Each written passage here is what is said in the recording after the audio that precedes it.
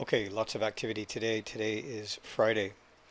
It's May 27th, so I'm going to do a follow-up with this one to see where it is exactly that I close it out. But so far, this is a 5-minute chart. This is US 30, and this is a trade. I'm going to show you the target, how I got into the trade, what I was doing here before.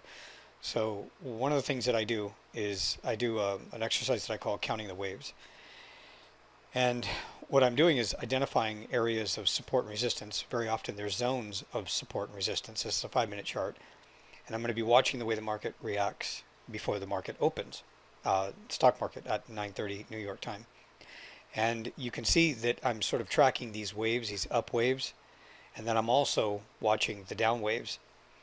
And there's a few other things, a few other patterns that I'm looking for in here that will appear on a smaller time frame, yet not be too obvious on a larger time frame. So on a larger time frame, let's go to the daily. It's probably going to look a little messy in here because of all the notations and stuff that I have in here, but let's try and see if we can't. You can see the overall structure. We've got quite a reversal pattern here. We've got this low, something that looks like a spring, and this is something that we were analyzing, I believe it was last week on the smaller time frame. I'll go there and you can see some of the notations that I have.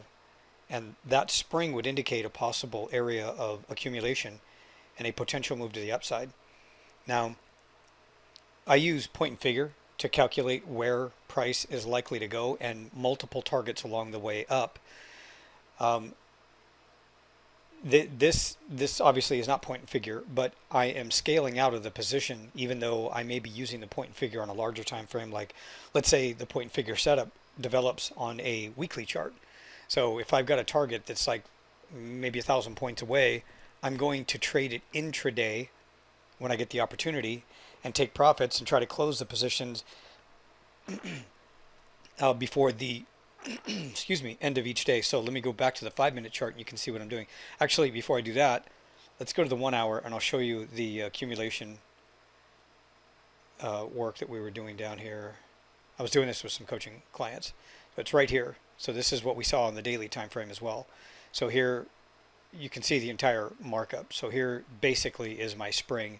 It's a lot deeper than it typically appears. Sometimes it'll kind of pop just below it, right there, below the selling climax, and then reverse. And but this is the confirmation that I'm looking for along the way. So you can see how it progresses to the upside.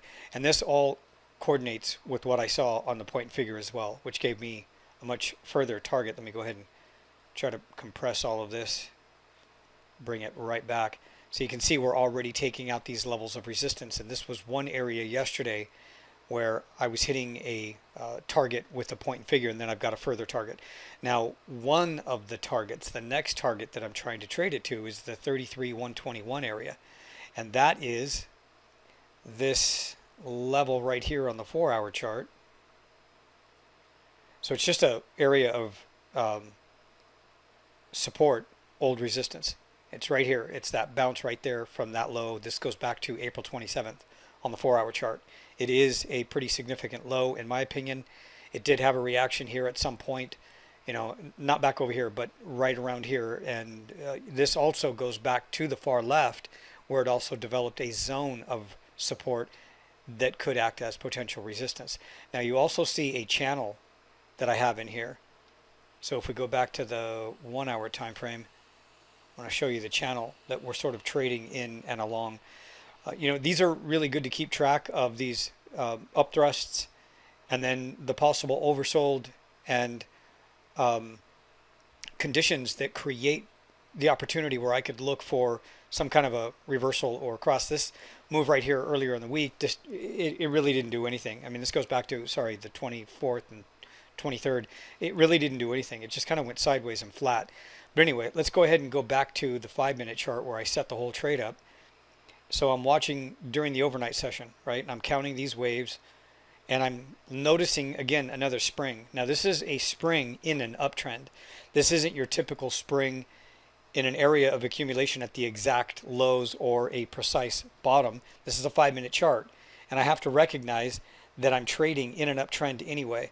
So this is an area of reaccumulation and this is a small time frame. So here is my support low. This develops right around 2:15.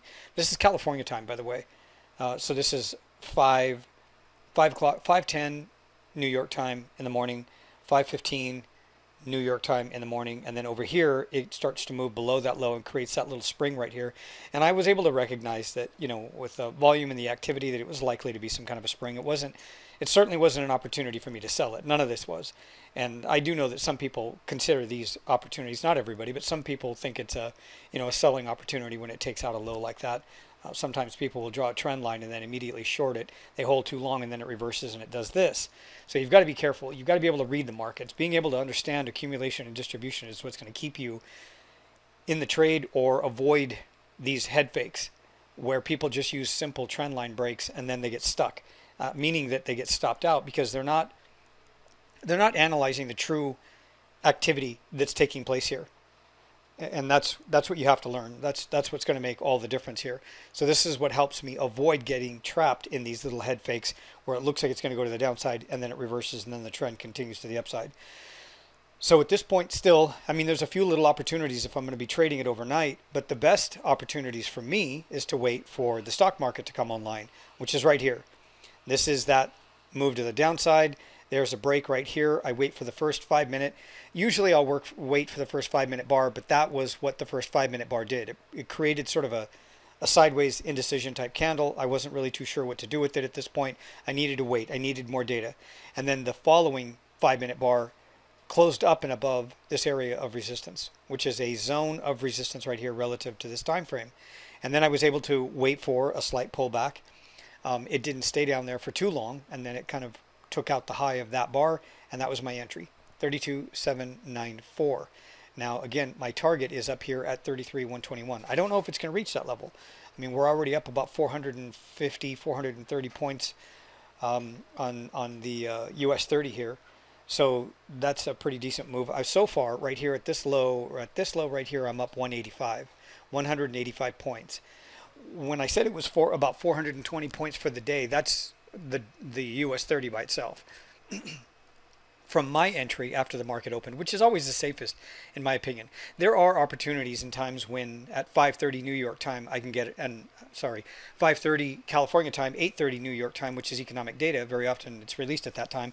Sometimes I can get a good signal right around or as a result of the news. But today was not one of those days. I felt it was just better for me to wait to see.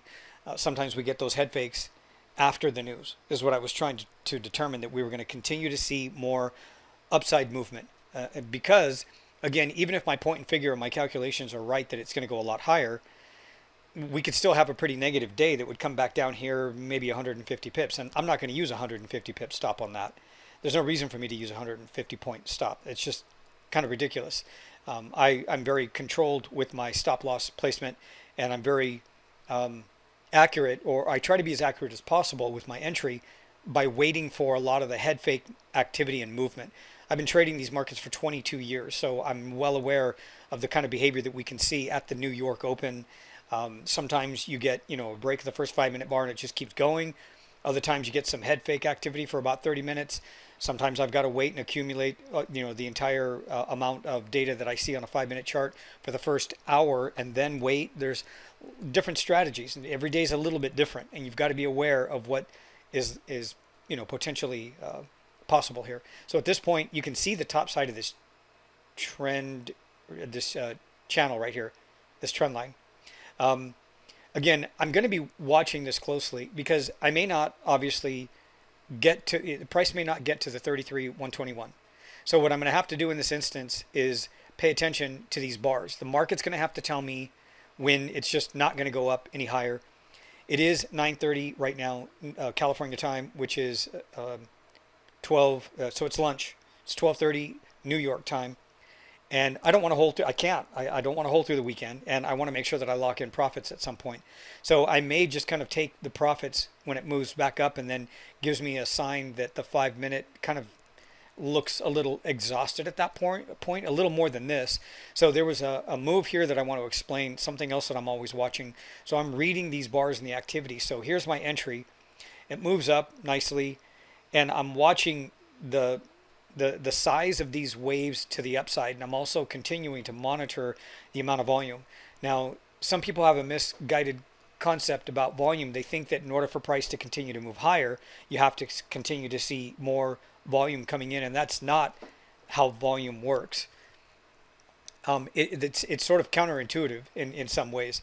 If you study volume, I've been using volume as my primary indicator for years. I mean, it's just everything that I study: the activity, the way it moves, how it moves, why it moves, the different patterns that identify tops and bottoms, the whole thing, reversals, and the volume is part of the story.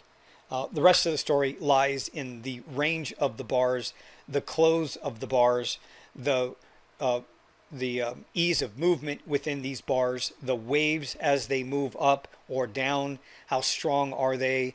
For example, in an uptrend, we're likely to continue to see a little more ease of movement as opposed to, short, choppy reversals along the way. If it's going to stay in an uptrend, everything is still intact at this point. And the same thing here. This was a little more a decline than I was comfortable with, but nevertheless, when it did bottom out, it also stopped right there at that pullback along this uptrend. So everything was okay. Nothing had changed. And you can see that I drew a little support line in here. Had any of these candles closed below that support, I probably would have closed out the trade and then banked some profit. I would not have let it, run into my stop. Or at break even, I would have taken the profits that were available at this point. But this is typical, to see a little bit of sideways consolidation, some testing, and then it resumes. And I'll see signs that it's topping out at some point, and that will probably be my high. So again, so far at this point, I'm up over 185 points, and then I'll do a final recap of today's trading activity, because what we're doing here in these videos, the series of videos for this week, is to see how long it takes me to pass the first phase of a funded challenge with My Forex Funds on a 10K account, a $10,000 account, hitting the 8% profit target for the first month, sorry, for the first phase, which is $800. Yesterday, I believe when I closed the trading session, I was at $463, I think. So we were a little more than halfway there. We'll see what this ends up being. And I want everybody to see how long it takes to actually hit an 8% target.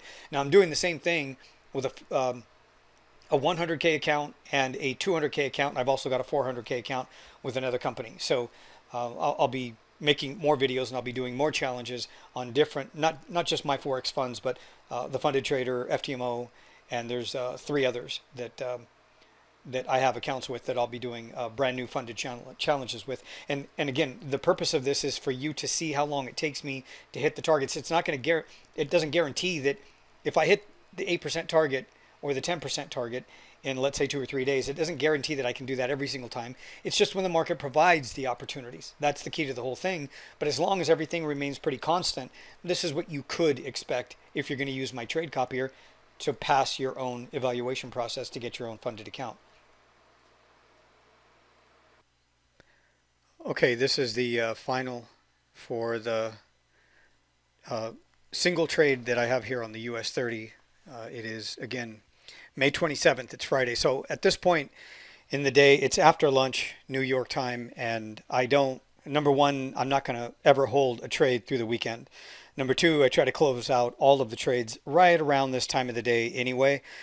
Sometimes I do get an opportunity to hold into the close. Let's say if it was like a Tuesday, Wednesday, or Thursday, I can hold right, maybe till like, I don't know, 3:30, maybe 3:45, something like that. And I can get out of the trade if it's still rallying in whatever direction I'm trading and I still have it.